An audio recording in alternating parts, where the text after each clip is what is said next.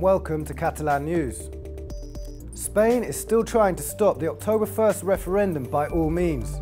Raids and confiscations of referendum material have increased in the past few hours. Meanwhile, the Catalan government is going ahead with its plans. It doesn't have an easy way to go though. The Catalan Cybersecurity Agency has reported more cyber attacks in the first weeks of September. Today we'll go through the main actions against the referendum in the past few days, but we'll also find out about a long-standing southern Catalan harvest tradition. So let's begin. The Spanish prosecutor claims that absolutely everything related to the referendum is illegal, even posters and leaflets. That's why Spain's Guardia Civil has confiscated some 100,000 posters about the vote today. Yesterday, officers seized 1.3 million more, but these are just the ultimate actions of a long series of events. The avalanche of judicial and police measures against the independence vote is non-stop.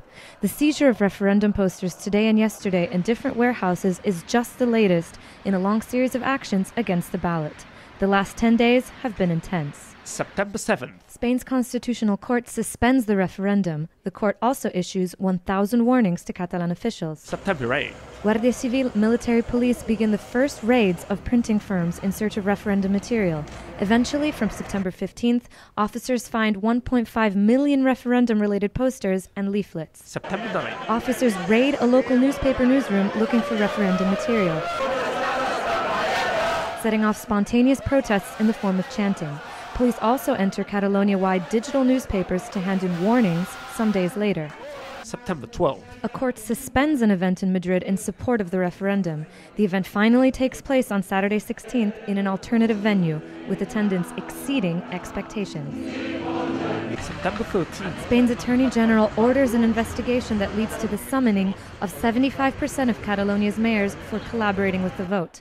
The 750 mayors respond with a demonstration in Barcelona 3 days later. On the same day, the Guardia Civil shuts down the official referendum website.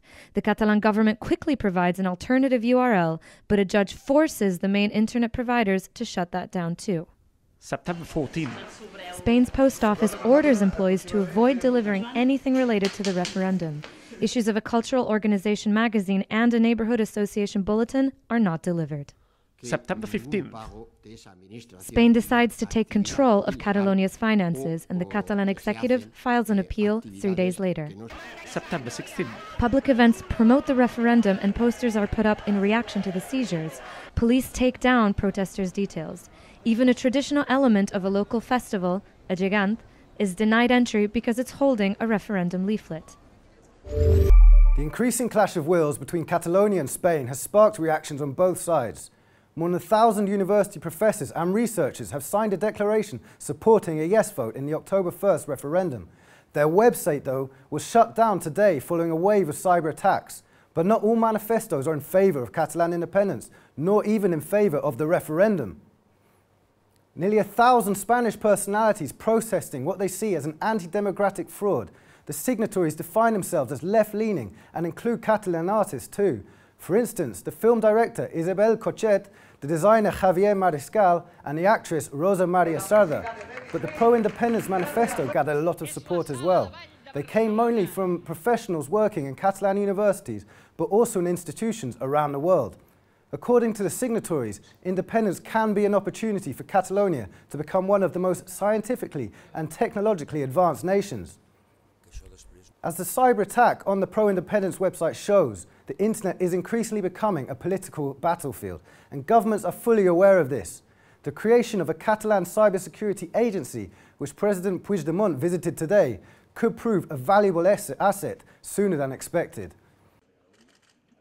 Cyber attacks against the Catalan government tripled during the first week of September compared with the same period last year.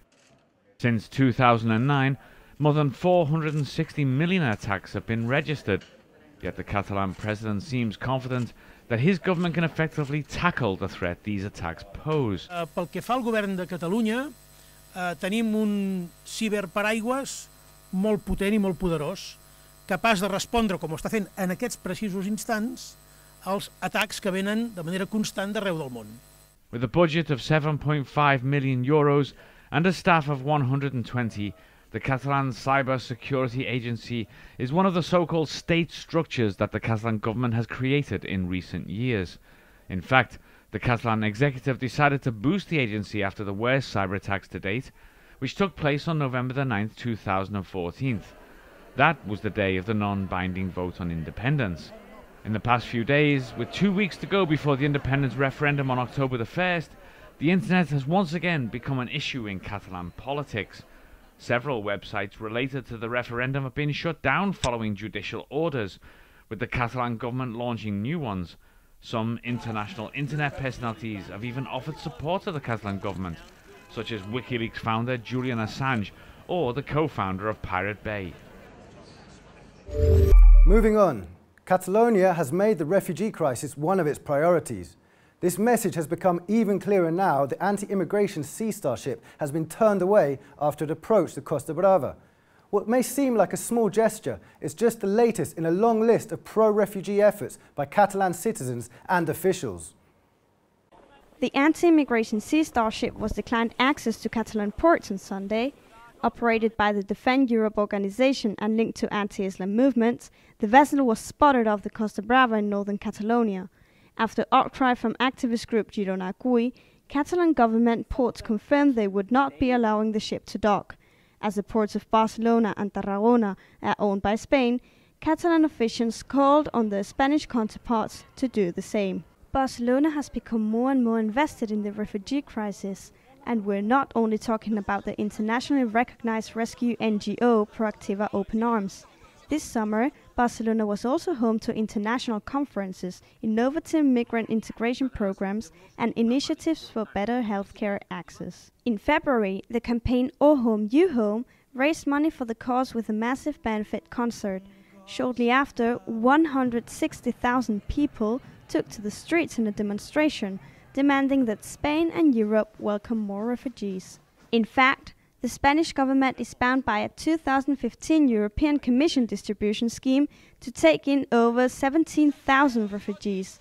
But so far, less than 2,000 have been accepted, and the deadline is coming up fast. The city of Barcelona is also asking Spain to reimburse 2.3 million euros spent on supporting asylum seekers, money that should come from funds given to EU member states. And now, for a familiar topic, the Dali paternity case. Pilar Abel, the tarot card reader who claimed to be the daughter of the famous surrealist painter, was recently proven wrong. The DNA results came after a controversial few months, complete with the exhumation of the artist's remains. Now she faces court charges. The Attorney General, the Advocate General, and the Gala Salvador Dali Foundation are all pursuing legal action against her. They claim that she's responsible for the high court fees paid during the ordeal. Although Abel's lawyer disputed the DNA testing, the judge dismissed the claim and the trial is now awaiting sentence. And with this, we finish today's show. We leave you today with some images from the rice harvesting festival in the fields of Deltebre, taking you back in time in the very south of Catalonia. See you tomorrow.